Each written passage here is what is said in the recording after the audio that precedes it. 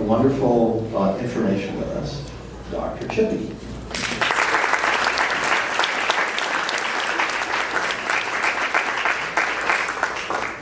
Thank you all for having me to JFCS. My dear Arthur, Johanna and I touched base yesterday. She was in Sweden, her yard. She had pear trees, apples, blackberry, just absolutely stunning. So the fact that she's awake at 1 o'clock in the morning, it's a shame. But I wanted to talk, I guess I can introduce myself. And in the process of this discussion, I also want to talk about the evolution of how I came to be the mindful cardiologist. And I want to thank all of you being here with me so that I can share a little bit of my purpose of being. So, much like most physicians, I went into medicine truly to help. And I chose cardiology because it was very black and white. And it's very structured. And, my cousin is back there, and she's a cardiologist, so it runs in the family. And so cardiology is, very defined. It's not nebulous like neurology, something you have a neurologic problem, and really our interventions are so limited. But in cardiology, there is a trial, there is a drug, there is a procedure, there's a surgery for everything. And it's so perfectly defined. We have a trial that tells you at what time you should go to the cath lab so you can have a stent put in if you're having what we call a non-emergent heart attack. There's a time. Should it be 2 hours? Should it be 24? Does it matter if it's a man or a woman? And then we have these grand scoring systems. I can plug in your demographics and it tells me, and it pops out a risk. And so to me, I loved how it was so exact, and I just dedicated my life to it. In the process, I lost my 20s, my 30s. I lost milestones that my girls went through. I lost my 40s, and finally in my 50s, I am starting to enjoy life. But cardiology is this grand cookbook, and I don't know if you guys have seen The Modernist Cuisine by Merhold. Cardiology, that makes it, like a short collection of recipes compared to how cardiology is. But, and everything was going along until one day, the rug of life just got yanked from underneath me. And I went tumbling, spinning, and broke into a million trillion pieces. And the universe has an interesting way of how it cradles you and caresses you while it's beating the crap out of you. And it's interesting because I had these amazing things happen to me before the event and after the event. So right before the event, November of 2014, people gave me these 2 different books that actually it was like the universe was preparing me to fall. And it gave me a sense of purpose. Then my life fell apart, and I fell apart, and I looked at my 2 girls, and I realized that I have got to put myself together. And back in those days, I would drive into work crying. All my makeup would, come undone. I would reapply my makeup in the parking garage, and I would walk down the hallway to get to my office. And one day, this woman saw me, and I don't know, I thought I was pretty put together. She just came up to me and gave me this massive hug. And I'm this size, and she was this huge woman, just full of love. She just smothered me. I just kind of disappeared into her bosom. She let go of me, and she said a prayer. And here I am, this little Hindu Indian girl going, yeah, Jesus loves me, amen. And like these incredibly beautiful events would happen to me. I would have a really difficult day, and I would walk into my office, and there was a bouquet, like, the size of this podium, and it said, thinking of you. And it was a patient in Canada, and she had no idea what was going on with me, but there it was. I remember one day I was dropping off my girls in Pineview, and I was coming back, and for some weird reason, out of nowhere, I thought about a friend of mine that I knew, I was very close to, and we were just friends. We were very close in college. And, you know, I hadn't seen him. I didn't keep up with him. I don't think he's in social media, not a text, not a phone call for close to 20 plus years. For some reason, the thought just popped into my head, and I thought, I wonder how my friend Ravi is doing. And I come back to my office, I'm starting my office, I'm seeing patient after patient after patient, I get a phone call. Chippy. I'm like, hello? Chippy. Hello? Chippy, do you not know who this is? And I'm like, you know, getting a little frustrated. I have like 2-3 patients waiting to see me. He's like, Chippy, do you really not know who this is? I'm like, no, I really don't know who this is. I'm like, who is this? He goes, it's Ravi, my friend from college, calling me saying, are you okay? He said, I had a dream randomly about you, and I just wanted to make sure you're okay. And I thought, my God, right? We think things happen randomly. There's no such thing as random. And so, you know, as I slowly start to put my life together, I'm now standing here feeling very whole. And I always use this metaphor, the Japanese artwork called kintsugi. And I don't know, I have some guys, you know, some of you are shaking your head. For those of you that don't know, kin means gold, sugi means joinery, to join with gold. And so the story is that the shogun of Japan broke his teacup, and he was apparently loved this specific teacup. And he sent it off to China to have it repaired. And he came back with the pieces put together by metal clips. And he's like, what is this? And he actually then talked to his craftsman and said, look, you need to fix this with elegance. And so they came up with this artwork where the broken pieces are glued together with lacquer, and then it's dusted off with gold. And if there was a big gaping hole, there was a gemstone that went into it and then put back together. So what once was broken is not only restored, it is restored with greater value. And those broken lines are celebrated. And that's how I feel right now. I am so whole. Now everything in life, the mundane, has this incredible level of significance for me. Rabindranath Tagore, one of the greatest poets of all time, said, that I exist is a perpetual surprise. Think about what it took for all of us to be here in this space. At any moment, a million other things could have happened for you guys not to be here, for me not to be here. Think about it. When I first came to Florida, I met a cardiologist, and he was from Bradenton. And we were taking a nuclear physics course together, and of course he was well out of training, and so we helped him. We cheated for him, and we solved all the physics problems for him, and he was so grateful, and he said, you need to come and interview with my group. And I'm just thinking, no, I have a job lined up in Cleveland. I mean, I was ready to start with this group, and he said, no, you've got to come.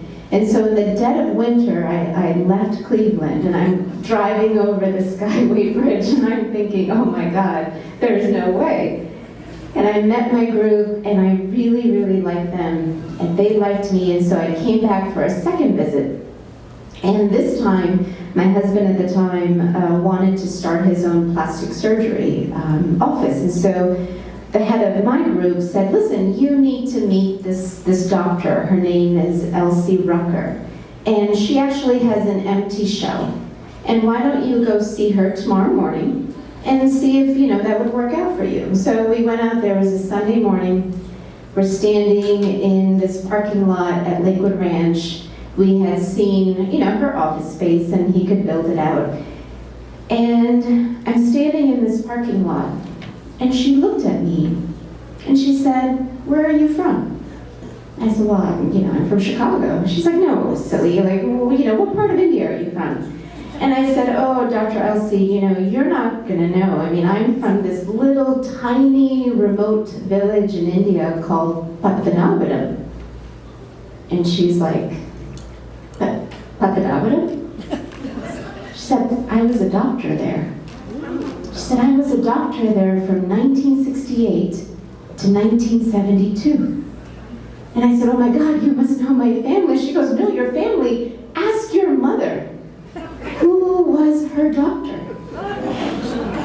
So I'm on the phone, I'm dialing.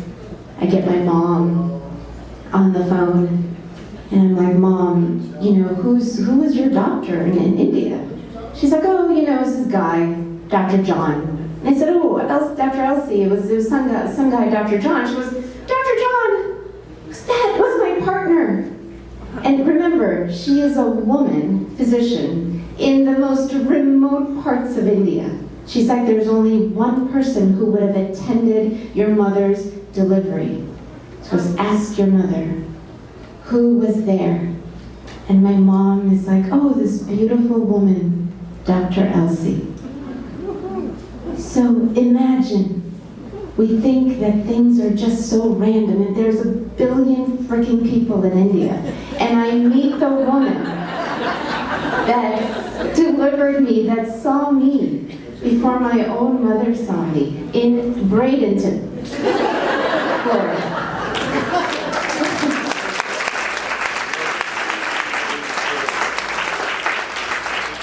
I truly believe that there is a great purpose for all of us to serve. And now, random things happen, and I turn it all into a life lesson. Literally this afternoon, my daughter was just mad about something, and I'm like, "Aria, feel the frustration." She was like, "What are you talking about?"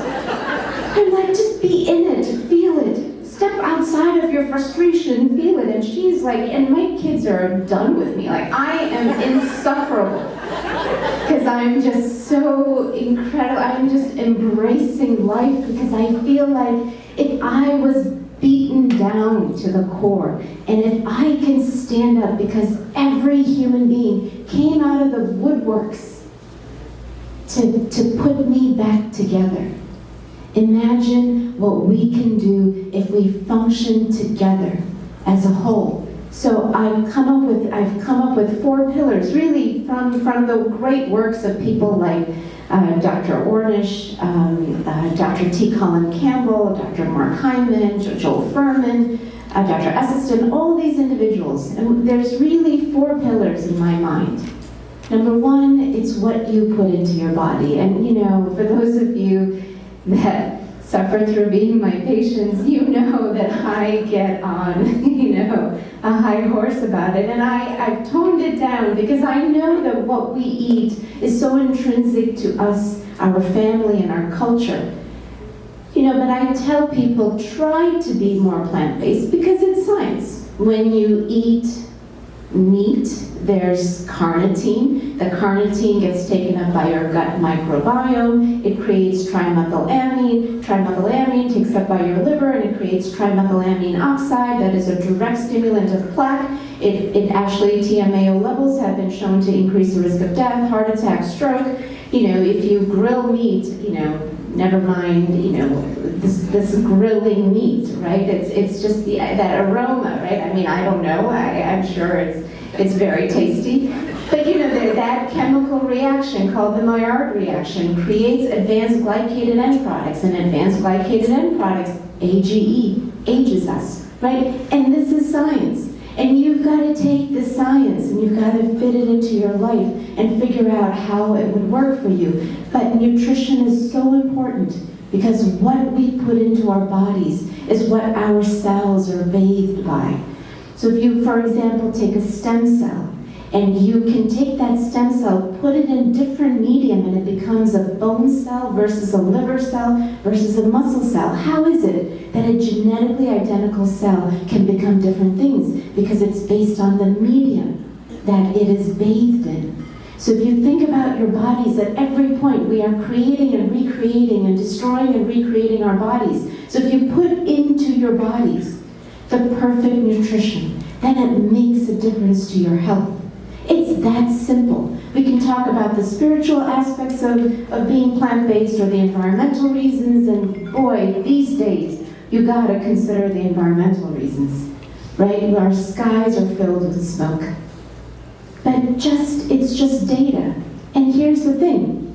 Yes, if you go all the way, the benefit is astronomical, but a 3% increase 3% increase in eating plants translates to a 10% improvement in morbidity and mortality, right? I joke that you don't even have to eat the kale, you can just sniff it and get a benefit, right? And obviously, I'm so thankful for Orange Theory for being here. Movement, our bodies are meant to move. And the more we move, the more we release endogenous substances that make us feel good. And then the last two, stress, reduction of stress. Because in my mind, stress is at the root of everything that ails us. And if you manage stress, you can fundamentally shift not just disease process, and even if you don't have a disease, it changes your well-being, and I am a testament to it. Right? The reason that I really do everything that I do is because at the very core of my being, I hate being a hypocrite. So I am 98% plant-based. I meditate twice a day. I would encourage love for you guys to join me. I do a Mindful Wednesdays.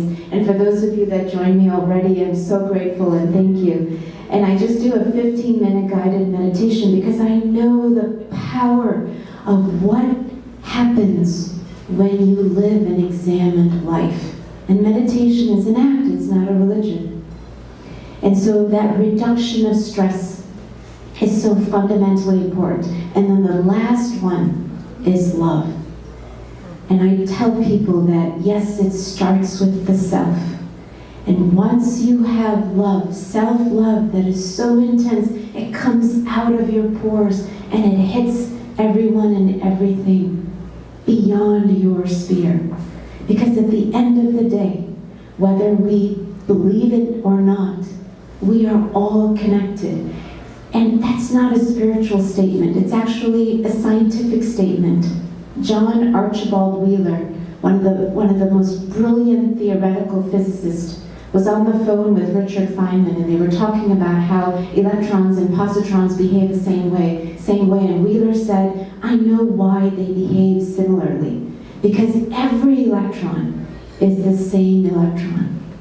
And that is the same as what was written in the Vedantas thousands and thousands of years ago, that what you think is separate, that maybe I look differently from each one of you, or that I have a different race, a different religion, a different gender, a different age. At the end of the day, we're all the same, because at the very core of our being is an electron that is spinning with such massive intensity, miles and miles away from the core of the nucleus. So all we are is space and energy. And if we understand that, then there wouldn't be such hatred and division amongst ourselves. So how do we heal us, and how do we heal our community? It starts with knowing that yes, it is beyond you, but it is also you, and we are all in this fabric of life together. And that when you give, it doesn't come back in the way that you expect. It comes back in different ways. And 3 times, 5 times, unimaginable times, it comes back to you. So when you all decide today how we're going to function, know that we are all living this human experience together. That we are all spiritual beings having a human experience. And if we're all one and the same, then we need to extend that love and that community and that connection. And I am so grateful for JFCS listening, Arthur, for listening to all my ideas about how to make this world a better place. Thank you for supporting me. I think we have Johanna. And now what, is it 1:30, 2 o'clock in the morning? Can we hear you? Okay,